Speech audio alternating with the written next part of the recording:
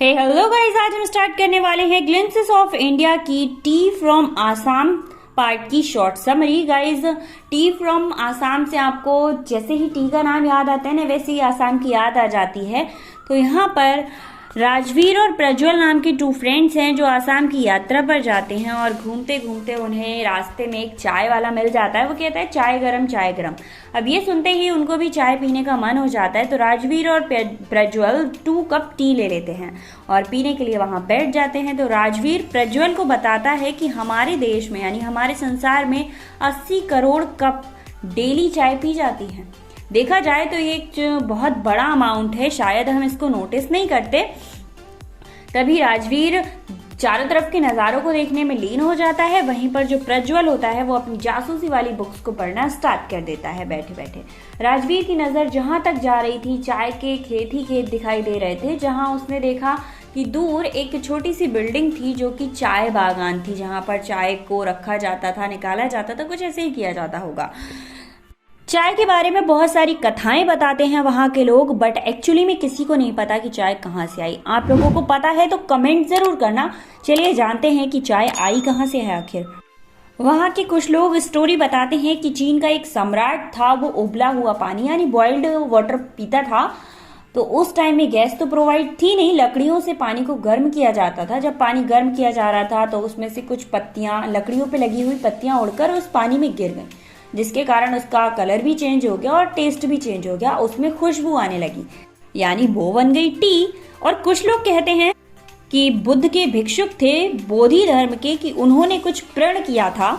उन्होंने प्रण लिया था कि वो कभी भी नहीं सोएंगे, और जब उन्हें नींद आने लगी तो उन्होंने अपनी पलकों को काटकर फेंक दिया।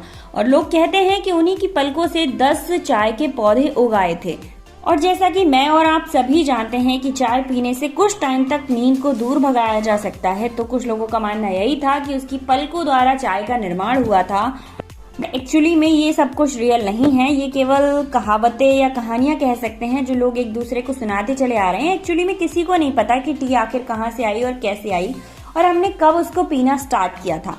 राजवीर और प्रज्वल ने बताया कि चीन में सबसे पहले चाय 27 ईसा पूर्व पी गई थी, और जो चाय और चीनी वर्ड है ना, वो चीन से ही लिए गए हैं।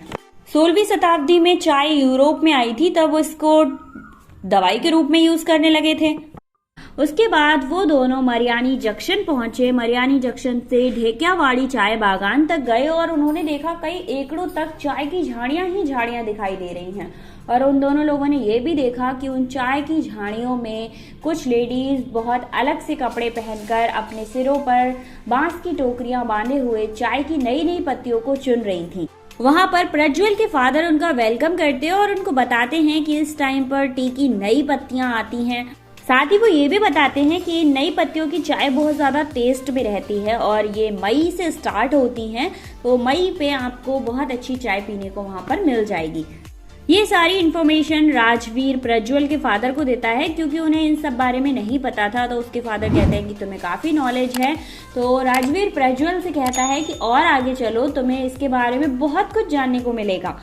तो गाइज, ये था उनकी यात्रा का एक छोटा सा पार्ट जो कि बहुत अच्छे तरीके से उन्होंने डिस्क्राइब किया था। आई होप आपको समझ आया होगा। एंड इसके डिटेल वाले वीडियो को चेक करने के लिए डिस्क्रिप्शन में प्लेलिस्ट लिंक मेंशन है।